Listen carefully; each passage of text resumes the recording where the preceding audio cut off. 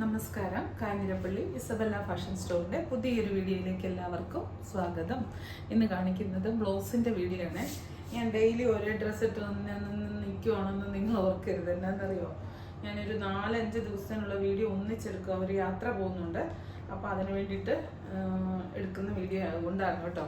ഇതെന്തോ വീട്ടിലൊന്നും പോക്കൊന്നും ഇല്ലെന്നല്ലേ ചെറിയൊക്കെ ചിന്തിക്കില്ലേ.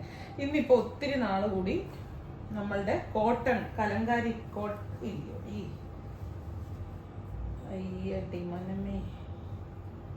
Kalamkari cotton blouse ഞാൻ ഒത്തിരി ആദ്യ കാലങ്ങളിൽ എപ്പോഴും ഇതായിരുന്നു കാണിക്കുന്നത്. ഇത് സ്ലീവ്ലെസ് അല്ല, 3/4 സ്ലീവ് അല്ല, എൽബോ വരെയുള്ള നീളമുള്ള സ്ലീവ്.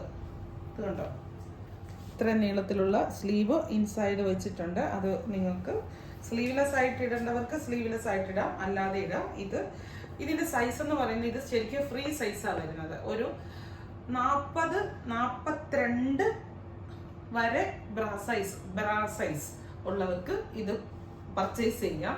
പക്ഷെ ഓൾട്ടറേഷൻ ചെയ്യണം, സൈസിനനുസരിച്ച് ഓൾട്ടറേഷൻ ചെയ്യണം. നമ്മൾ കുർത്തി വാങ്ങിച്ചാൽ എങ്ങനെയാ, നമ്മുടെ സൈസ് അനുസരിച്ച് ഷേപ്പ് ചെയ്യല് എന്ന് പറഞ്ഞ പോലെ. ഇത് കണ്ടോ, പിന്നെ ഇത്രയും ബാലൻസ് ഇട്ടിട്ടുണ്ട്.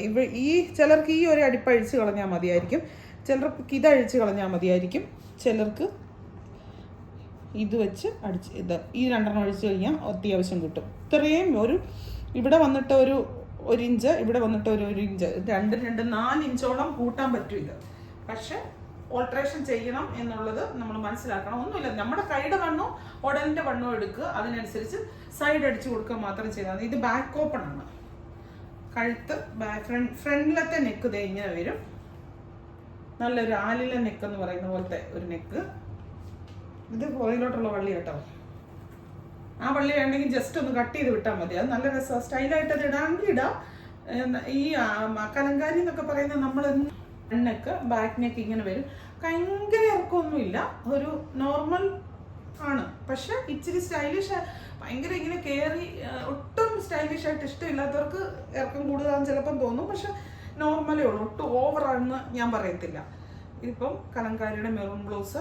ഇനി ഒന്ന് അതിനെപ്പറ്റി പറയാനുള്ളൂ. പാഡാണ്. നിങ്ങൾക്ക് പാഡ് വേണ്ട എന്നുണ്ടെങ്കിൽ ഇത് സൈഡ് നമ്മൾ ഷേപ്പ് ചെയ്യാനായിട്ട് അഴിക്കൂലോ, അപ്പോൾ അത് എടുത്ത് കളഞ്ഞ് വെച്ചാൽ മതി, അല്ലെങ്കിൽ ഇടുക. പ്രിൻസസ് കട്ടാണ് വന്നിരിക്കുന്നത്.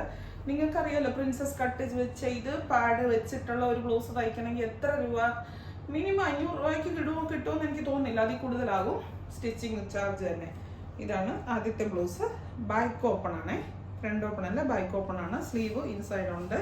കോട്ടൺ ആണ്, പ്യുവർ കോട്ടൺ ആണ്, ലൈനിങ് വെച്ചിട്ടുണ്ട്. ഇനി എന്നൊക്കെ ഇതിനെപ്പറ്റി പറയാനുള്ളത്, ഇങ്ങനത്തെ ബ്ലൗസ് കാണിക്കുമ്പോൾ ഒത്തിരി കാര്യങ്ങൾ പറയാനുണ്ട്.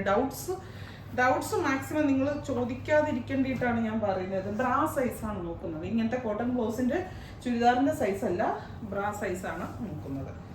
ഇതിന്റെ 3 കളർ മാത്രമേ ഇപ്പൊ കാണിക്കുന്നുള്ളൂ. അത് നല്ല ഡാർക്ക് മെറൂൺ, ഇത് ബ്ലാക്ക്, കലങ്കാരിയുടെ ബ്ലാക്ക്. ഒത്തിരി സാരികൾക്ക് ചേരും. ഞാൻ പണ്ട് ഇങ്ങനത്തെ ബ്ലൗസും പ്ലെയിൻ സാരിയും ഒക്കെ ഒന്നിച്ച് വെച്ചൊക്കെ എന്തോരം സെയിൽ ചെയ്തിരിക്കുന്നു ദൈവമേ. ഇതുണ്ടോ, ബ്ലൗസിന്റെ ഡീറ്റെയിൽസ് സെയിം, മറ്റേതിന് തന്നെ കളർ മാത്രം വ്യത്യാസം. ഇതിന് ബ്ലൗസിന് റിട്ടേണും എക്സ്ചേഞ്ച് റീഫണ്ട് ഒന്നുമില്ല, അറിയാമല്ലോ. നമ്മളെല്ലാ സൺഡേസിനും ബ്ലൗസിന്റെ വീഡിയോ കാണിക്കുന്നതാ, ഞാൻ ഓൾറെഡി പറയുന്നതുവാ.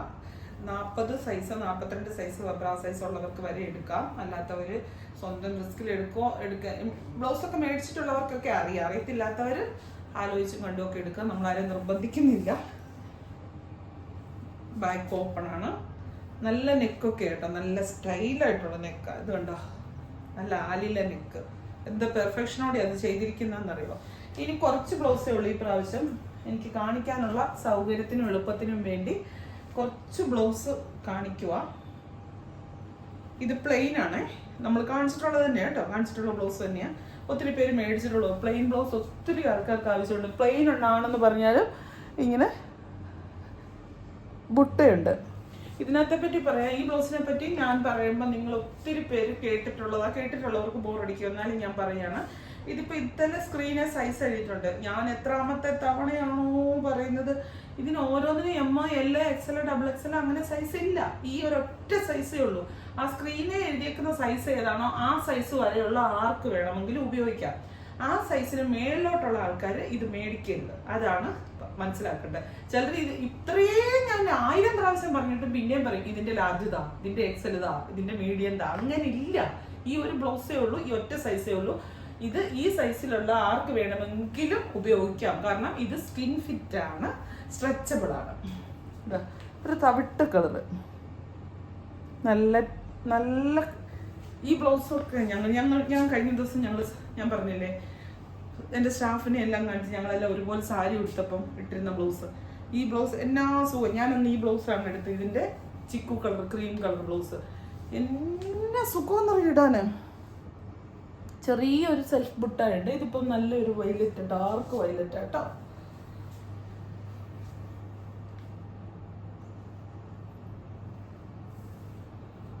ഇതും പ്രിൻസസ് കട്ടാണ്. അത് ആ പ്രിൻസസ് കട്ട് വരുന്നിടമാണ് ഫ്രണ്ട് ഇങ്ങനെ വരും,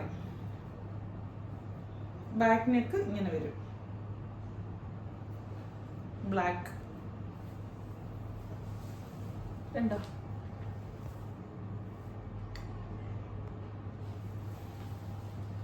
പിസ്ത ഗ്രീൻ.